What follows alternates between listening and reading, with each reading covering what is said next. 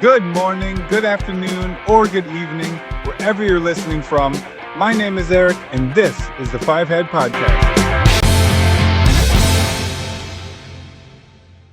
Welcome, everyone, to the 13th episode of the Five Head Podcast. I want to give a shout out to the 75 to 100 of you loyal listeners out there. You guys are the tip of the spear, and the rest of the 8 billion people on the planet have no idea what they're missing out on. So we are approaching the end of October, and it looks like there is not an end of a shutdown in sight. And with the holidays coming up, we could see a shutdown lasting until 2026. But it seems like the biggest concern about this shutdown is what's happening in November, when healthcare costs are expected to go up and SNAP and WIC benefits are expected to stop until the governments reopen and these things are funded again. These are the things that are said to be in a crisis right now.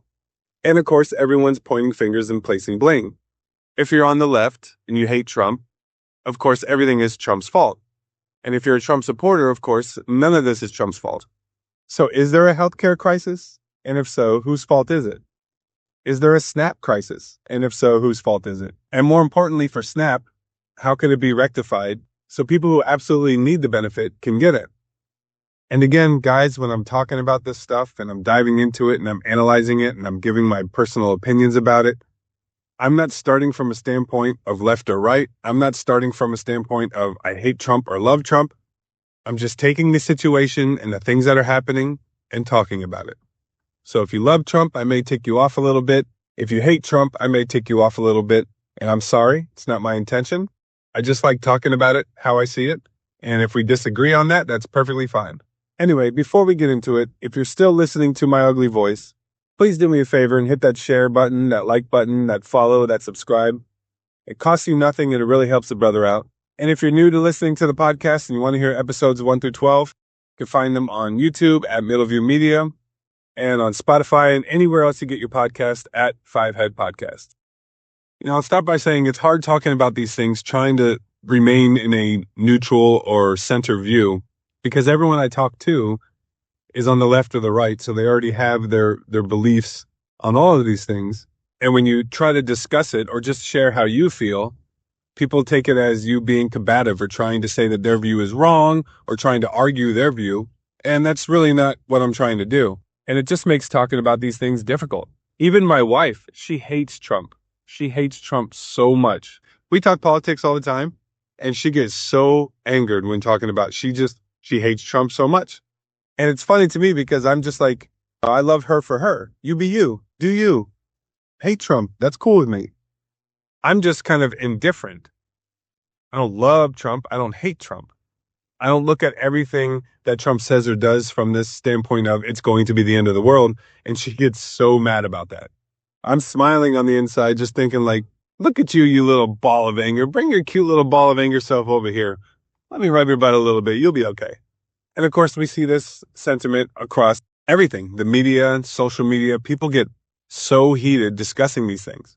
But anyways, if you disagree with something I'm saying, you might curse me out in the comments, go for it. It's a free country. Just know that by giving my opinions, I'm not trying to change yours. I'm just giving mine the same way you give yours. I just happen to have a podcast with like 75 to 100 people. I'm telling you, the rest of the 8 billion is really missing out.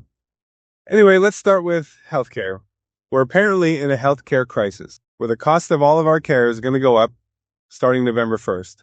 Technically, as I mentioned before, the cost won't go up until January of 2026, but open enrollment starts November 1st, and you have to select your plan for 2026, and those plans all have a higher cost. So it's being dubbed a healthcare crisis, and everyone is pointing fingers trying to place blame for this crisis. So Democrats are blaming Republicans for the cost of healthcare going up. And the reason for that blame is the Affordable Care Act tax credits are set to expire November 1st. These tax credits help keep the costs down for people making less than certain amounts of money so they can afford their medical premiums. The CR that the Republicans signed off on in the House and in the Senate only extends those tax credits through November 21st, and the Democrats want those tax credits extended long-term, 10 years, permanently, whatever. And it's part of the overall holdup for opening the government back up. They can't seem to compromise and find a way to make a budget or even a continuing resolution work. So with all that, Democrats are dubbing this the Republican healthcare crisis. and they're blaming Republicans for the current expensive healthcare costs and the fact that those healthcare costs are going to go up exponentially for many people starting next year. But in my opinion, that's not fair. It's not fair to blame Republicans for our healthcare being unaffordable. And again, I'm not picking a side on this. I'm just stating what actually happened. Back in 2012, congressional Democrats drafted the Affordable Care Act legislation. President Obama at the time was touting this as an affordable healthcare option for everyone. You keep your doctor, you can't be denied care, it'll bring costs down for everybody. Congressional Democrats wrote this legislation without congressional Republicans.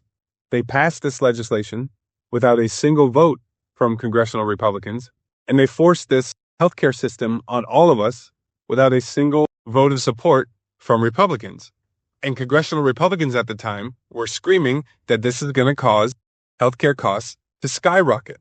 They were also screaming that this is nothing but a payday for the insurance companies because everyone is being forced to buy into a health insurance plan. Now, 12 years later, it's proven to be true. Healthcare costs have done nothing but skyrocket since ACA was implemented. It's literally called the Affordable Care Act, and it's not affordable at all. It was promoted and sold to us as this is going to make healthcare affordable for all, and it is not affordable for anyone. The amount you pay in premiums has skyrocketed. The out-of-pocket costs have gone up exponentially. And the amount of cost that has to come out of your pocket before the benefits that you pay into even have to kick in has skyrocketed exponentially. And now, starting November 1st, the same ACA that was forced on all of us, ACA that was only passed by Democrats, is going to go up exponentially even more.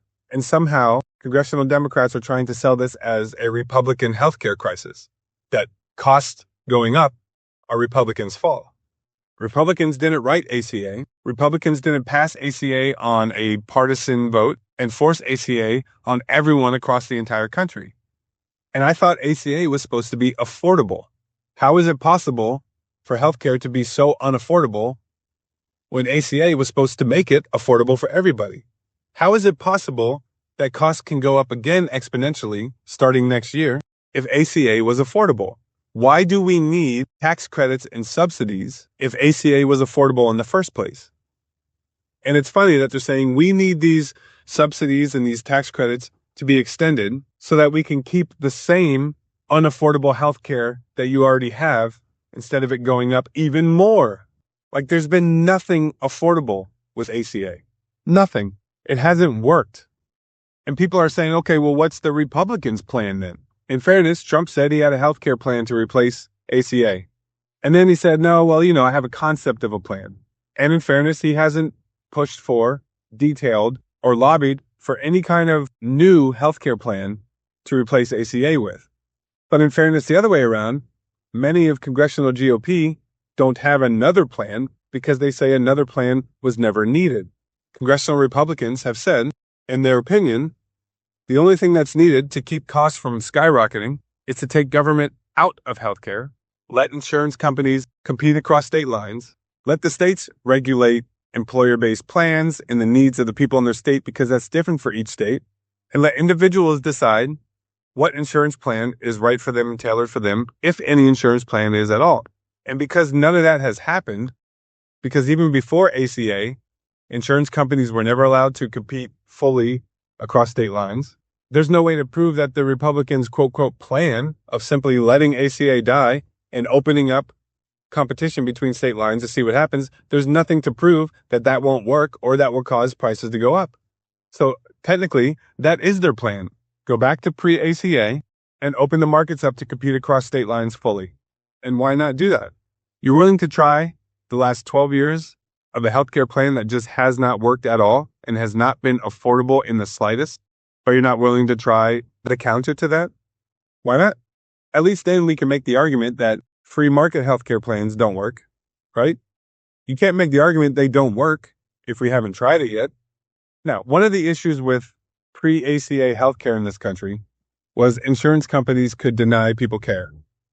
You could pay for 40 years into an insurance plan, never use it, and then you get cancer and the insurance companies decide, you know what, We just don't feel like doling out the money for cancer treatment, so we're not covering you. And that's BS. And that was one thing that ACA was supposed to stop. That was one of the biggest selling points for ACA because it was going to stop that from happening, but it didn't. You could still be denied coverage. I have been denied coverage through ACA approved plans. So why is everyone clinging on to ACA when it has proven now for 12 years it does not work? You can't keep your doctor because if a plan that you can afford doesn't include your doctor in that network, then you can't have that doctor.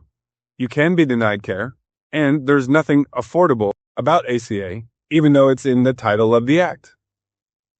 So it has not worked at all.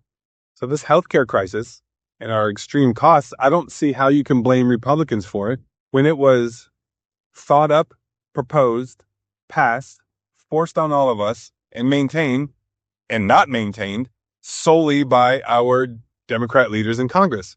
If you're mad about how much you're paying in healthcare, if you're mad that for some people after November 1st, healthcare is going to go up even more, then you should be mad at ACA because it's ACA that's caused all this. It's ACA that we're all still on. It's not working. Everyone should be calling for ACA to be repealed immediately. But instead, they're calling for an extension of the ACA tax credits. And I don't get this idea that millions are going to lose their health care. Like ACA means you cannot be denied coverage, right? So unless ACA is completely repealed, we're not supposed to be denied coverage. So how are we losing health care? You should be able to walk into any doctor's office and say, I have ACA. You can't deny me care, because that's how ACA was sold to everyone before it was forced onto everyone. So really, everything that they said ACA would do for our healthcare system, it's done the opposite. Why are we still clinging on to this? Why isn't anyone open to doing something different? Did you know that the tax credits that are set to expire come November 1st are not even original to the ACA? Meaning the costs that we're about to jump to for healthcare are actually jumping to the original ACA costs. So during the Biden administration, they passed the ARPA and the IRA to give even more tax credits for healthcare because ACA was too expensive. And now that those tax credits are expiring, we're just going back to the original ACA costs. So this is completely 100% an ACA healthcare crisis because it's ACA that is too expensive for everyone. So there's a lot of argument here that this was done on purpose. ACA was meant for continuously rising healthcare costs until it gets too expensive for everyone that we're asking for a savior in incomes, a single-payer national healthcare system. I've talked about this before. I'm personally not against a single-payer system. I've seen it in action when I was stationed in England. There are pros and cons to a national system. I think everyone is focusing on the promised pros and the utopia of a national system, just like they focused on the promised utopia of ACA, which has turned out to be a complete farce. But there are pros to a national healthcare system, but there are also cons to a national healthcare system. And I think the way you get support for a national healthcare system is to be open and transparent about the cons, about the little things that you don't think about that are going to be annoyances and difficult to deal with if we move to that type of system, and talking it through with people, being completely honest about it, letting them understand the cons, letting them chew on it for a little bit, let them realize the pros outweigh the cons or vice versa, and then you might get national support for it. But you couldn't get national support for something like that on 2012 just by Bernie Sanders standing up and saying, everyone deserves health care and everyone cheering. That's not how you explain how something works and what the goods and bads are. And that's why there wasn't national support for it. So instead they implemented ACA and healthcare costs have skyrocketed. And now they're saying the savior to all of this is a national system. Just be open about the national system and the pros and cons. For example, there's not going to be a doctor's office in every strip mall under a national healthcare system because it costs too much to do that. Clinics and local hospitals will be where everyone gets their care. And there will be lines and there will be waiting and there will be times you think you're going to see a doctor. You never see the doctor because they're too busy with people with worse conditions than you that are currently being seen by the doctor. Again, I went through all this when I was stationed in England. I was at a small base in England, and when we had something more than just needing to go to the clinic for some medicine, we had to go to the local hospital and we were part of the national healthcare system.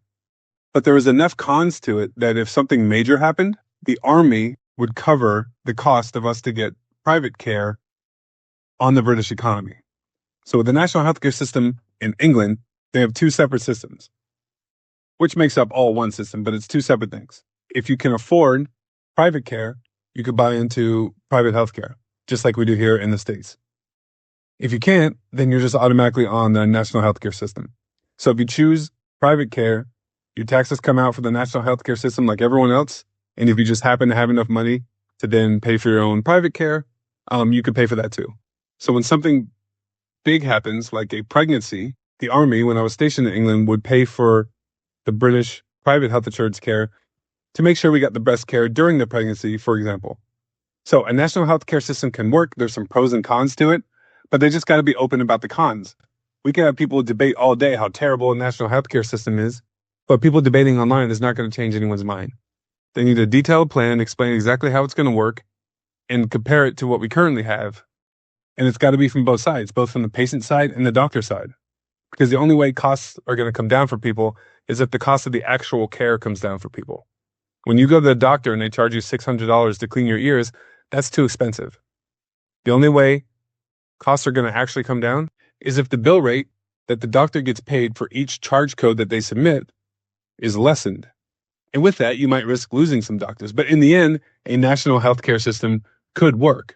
They just need to do the work to get people to buy into it. They can't force a terrible healthcare system like ACA on us and then expect people to trust them to come in and save it with a national health system. Just ask yourself those questions. If ACA was affordable, if ACA means you can't be denied care, then why are healthcare costs skyrocketing? Why are people still being denied care? And how are people still able to be kicked off of healthcare? If you can't be denied, there's nothing to be kicked off of. Anyway, let's move on to SNAP because this is another big thing that's been talked about over the last week or so. And SNAP benefits are about to end. Now, from an emotional standpoint, it's easy to be like, this is ridiculous. There should be emergency funding, something. They need to come together. They need to fund SNAP, etc. Did you know that the Republican Clean CR does not extend SNAP benefits? So even if Democrats came to the table right now and said, let's just sign off on the CR, get the government open, that doesn't fix SNAP. A new CR or an actual budget will need to be passed in order to continue SNAP benefits. And so a lot of people are arguing this is what the GOP wants. This is what Trump wants, part of their ending social benefits. And really, there's no good argument against that. SNAP was not included in the CR. So for all intents and purposes, the GOP in Congress was expecting SNAP to end, and it does not look like they care to extend that in any way. So what should we do now about SNAP? Because like many government benefit programs, people find ways to game the system and manipulate on paper their situation in order to get benefits that they don't truly need, etc. However, a lot of these benefit programs still do help millions of people who truly need it. So I did a little research because there's two ways of looking at this. One, in the immediate term, what should we do for SNAP benefits? And in the long term, if providing SNAP benefits is not part of the GOP's plan, what could be done to get people these kind of benefits that truly need it? And I know people are going to hate hearing this, but the best way to continue it in the immediate term and over the long term is by states stepping up and funding their own SNAP benefits. Now, if you're a Republican, you're probably like, heck yes, give everything back to the states. And if you're a Democrat, you're like, heck no, don't give everything back to the states. That's how racism happens, and that's how discrimination happens. And we have a federal government, and collectively we should be able to provide yada, yada, yada. I get it. But overall, it would be better if SNAP was covered strictly by the states. So I did some calculations here, and I pulled every single state's state budget, meaning how much money that state brings in to spend on the thing that the states need. And then I looked up and found the number of residents on SNAP for each state. And then I took the average cost of SNAP, which is $6.17 a day, times 365 days for the year, times the amount of residents on SNAP for that state to figure out how much it would cost each state to just provide SNAP for the people who need it on their own. And then I calculated the percentage of the state budget that would be affected, or what it would take in order to completely fund SNAP without the federal government's help. Now, I posted this on X. If anyone would like a copy of it, I can send it to you. But what it comes down to is that total amount of SNAP recipients is 42,261,943. It costs about $95 billion a year. So we'll round it up to $100 billion a year. And on average, it would be about 3% of each state's own budget to provide this SNAP funding to the residents on their own. That's it, just 3%. For some states, it would be 1% or less of their state budget, and they can completely cover SNAP benefits for the residents without the federal government. Our highest population states, like California, it would be just 3% of their budget. California's got nearly $500 billion state budget. It would only cost them about $12 billion to provide SNAP for all the 5.4 million people in the state that are on SNAP. The highest cost would go to Florida, Georgia, Nevada, and Oklahoma. SNAP would cost them 6% of their current state budget. But that's just 6%. The highest is 6%. Everyone else is 4% or less. Then I broke it down by population of each state and how much it would cost each resident in each state in extra taxes to make sure SNAP benefits are provided for all the people of their state.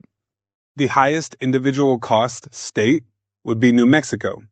They have 471,000 people on SNAP, and it would take 4% of their state budget in order to cover those benefits. And they have only a population of 2.1 million, so it would cost each resident $498 a year. That's just $42 a month in some form of tax hike, whether it's a slight increased percentage in their sales tax, whether it's a slight raise in their state income taxes or on their property taxes. Either way, it averages out to $42 a month per resident of New Mexico, and they would be able to fully fund SNAP for all the people in their state that need SNAP. The lowest cost per person would be in Wyoming, $109 a year. That's just $9 more a month in some form of tax on the people of Wyoming, and the state could fund all their SNAP benefits themselves. So on average, it worked out to $258 a year. That's somewhere between $109 and $498 a year per person across all the 50 states. And the states could fund their own SNAP without the federal government dollars at all. That's an average of $21 a month per person. That's it. And the benefit of doing that is that you're not tied to the federal government. Trump can't threaten to take SNAP benefits away from you because the people on SNAP in your state buy soda. If you don't take federal dollars, then you don't have to meet the conditions of the federal government. If you're not reliant on the federal government for something, then you could do it how you want. Not just that, if the state took over, they can then set their own criteria for who qualifies for SNAP and for how much. So if everyone in California wants to make sure anyone making under $1 million gets SNAP benefits, they can do that.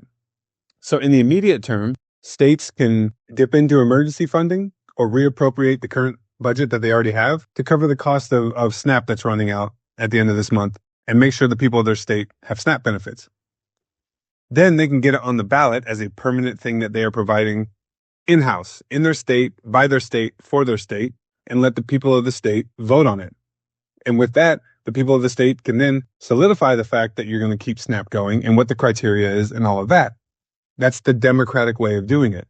And you don't have to worry about funding running out because the federal government can't compromise in Congress. So I think the best way to fix the SNAP issue is for the states to just take over, like starting now. And it means like people of California aren't paying for SNAP for Alabamians. You know what I mean? It's the best way that Trump can't touch it. The federal government can't block it. The state can do it themselves. So I don't know what's going to happen with SNAP benefits, but it's looking like the Trump administration and the GOP in Congress don't seem to care that it's going to end. But if the states took over and funded their own SNAP, then it wouldn't matter what the GOP Congress wants to do with that funding in Congress. All right, so we hit on some healthcare stuff that's going on. Thank you, ACA. SNAP benefits, there is a way to fix this. States just have to act now. But another big thing that's happened over the last week is just the absolute outrage and or defense of the East Wing being renovated for a ballroom. It's like, I just can't understand why we put so much focus and energy on something that does not matter. It doesn't affect us. Who cares what renovations are done at the White House? Who has ever cared what renovations are done at the White House? I mean, I guess I get for politics, when you don't like a politician, you have to say everything they do is terrible And when you like a politician, you have to say this is going to be great. But at the end of the day, any renovation at all done to the White House by any president literally has zero effect on your life at all. Let me put it this way. I don't know how old you are, but let's say you're 35 and 55 years from now, you're laying on your deathbed and you're surrounded by your loved ones and the family and the things that matter to you in life. Is it going to matter that 55 years ago that White House was renovated and you didn't care for it? No, it doesn't matter. SNAP benefits matter. Our healthcare system matters. But an update to the White House does not matter. The faux outrage is just unbelievable to me. No, I'm mad because it's going to cost $300 million. First he said it was $200 million. Then he said it was $300 million. Okay. Is it your money that it's costing? It's not taxpayer funding. At least we're being told it's not taxpayer funding. We'll see in the end. But as of right now, okay. So yes, but this is a unique part of our history and the original history of the White House. It was built by FDR so he could give himself a swimming pool. It's not open to the public for a tour. You can't go visit the East Wing of the White House. And it's going to be rebuilt. There's still going to be an East Wing of the White House. There's also going to be attached to it a ballroom. And it's like you're just angry to be angry about something. With all the other things going on right now, this is like the least thing to be angry about. Let's talk about the $300 million cost, because people like to play on emotions when it comes to money. So a lot of big thing you'll hear in any argument, left or right, doesn't matter, is how much money is that going to cost? And wouldn't that be better going to feed the poor or cancer treatment for children? And that's just an unfair argument. Because you could say the same thing about every single thing the government spends money on. Wouldn't the tax credits for ACA be better used to give food to the poor or to give more cancer treatment to children with cancer? And it's so funny because we only ever bring up stuff like that when it's one way. So, for example, my wife who hates Trump, she also brought that up. Like, people are poor right now and struggling, and $300 million, that could be used to help the homeless. That could be used to help cancer patients. And it's like, okay, but do you remember when President Biden signed off on an infrastructure project that cost $42.5 billion? It was supposed to be providing broadband to the rural areas of the country. And after all that money was spent, $42.5 billion, not one person gained broadband from it. And so I don't remember my wife or anyone screaming, this is ridiculous, $42.5 billion. Do you know how much that can go to feeding poor people, getting the homeless off the street, getting better cancer treatment for children with cancer? A lot of the outrage people have is not their own outrage. They just watch whatever media they're watching, or the algorithm on their social media only allows them to see the things that they like seeing. And you just get fed all this stuff and all this spin until it boils your blood and you get angry and then you start screaming it. Because there's no doubt in my mind, my wife, when she's watching the news that she watches, if 2 years ago, that same news network was complaining about $42 billion going to a broadband project that provided zero broadband to anyone, she would 100% say, what a waste. How much of that could have gone to XYZ? How much of that could have gone to child cancer? What a waste of money. She would have said that. But she didn't even really know that that was happening because she happens to watch NBC and CNN and stuff like that. And they weren't the ones giving all the faux outrage about money that the government's spending. They weren't going to talk about things in the way they do when Trump is president. When Trump is president, everything is this emotional play. How many homeless people? How many poor people? How many child cancer people? When it's a Democrat in office, you never hear that from NBC, CNN, etc. They'll bring up when something doesn't go to plan, but they won't play this whole "what about caring for others" thing that they do when it's Trump doing something. And my wife is a caring person, and she would have cared then if she knew about it, but she didn't know about it. No one cared at all when $42 billion, no one said a word or complained about it at all. No one cared about child cancer patients then. So the faux outrage is really not even your own outrage. It's just what you're being fed on a daily basis until you absorb it all in and it becomes your outrage. It's money that could go to better causes. I mean, you can literally say that about any administration and what they spend money on. When it's the president you like spending money, you try to look for reasons why that's a good idea. That will benefit XYZ in the end. When it's a president of an administration or a party that you don't agree with, it's every penny they spend would be so much better if it was spent on something that's going to make people cry, like feeding the poor, fixing child cancer research, etc. So if I was president, would I be tearing down the East Wing? No. Would I be taking donations from private entities to the office of the presidency to update the White House? No. Why? Because that would look like it's pay for play type of stuff going on. And Trump's going to have to deal with that for the remainder of his term as president. Why would these private companies and private entities want to just donate you $300 million? What will they be expecting in return? That's a legit concern. And it's one that he's going to have to answer to for the rest of his presidency. And these companies that are fronting this money are companies that have contracts with the government, right? Lockheed Martin, and every contract that they win moving forward, it's going to face scrutiny because of it. It's a legit thing. So I wouldn't have renovated the White House. If I was ever president, I would just see it as this is a place I'm leasing until the next person. If my wife doesn't like the decor, we'll update some of the decor. Other than that, we're just here for a short time. So deal with it however it is and then move on. So I wouldn't do that. I wouldn't take private donations from people. I wouldn't do those things. But the outrage over them just seems way over the top. And it's clearly just because it's Trump. Because when these things happen with other presidents, we've never seen this kind of outrage before. President Obama spent almost $400 million doing renovations to the White House. Well, there were structural things that needed updating. Okay, legit. But how come when he did that, no one once said, wouldn't that $400 million be better used to feed the poor or for cancer treatment for children? Does he not care? He obviously wants cancer children to die. He obviously doesn't care about people. He just cares about finer things in the White House, because that's how this has all been twisted. When in actuality, Trump has been calling for a ballroom added to the East Wing since 2010. There's a video of him saying they should put a ballroom off the East Wing of the White House from back in 2010 so that world leaders don't have to sit under tents when they have dinners or whatever.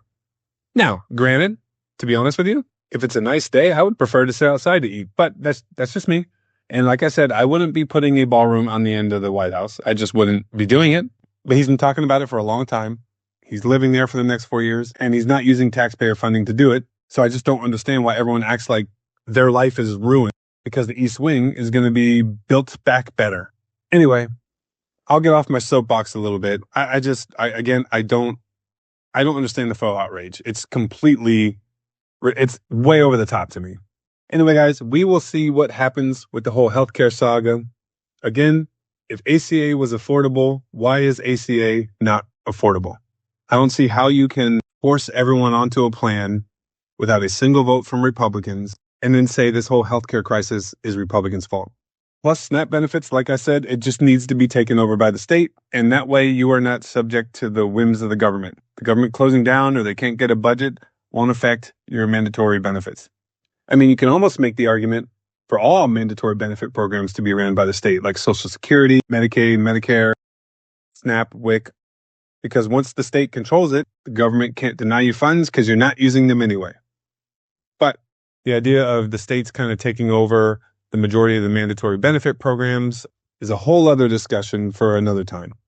Anyway, thank you guys for listening to episode 13 of the Five Head Podcast. If you have any questions, comments, concerns, debates, just want to call me ugly and tell me I'm so stupid, please leave a comment and I will try to address all those things in the next episode. Or you can email me at eric.middleviewmedia@gmail.com. Thank you guys for listening. Five Head out.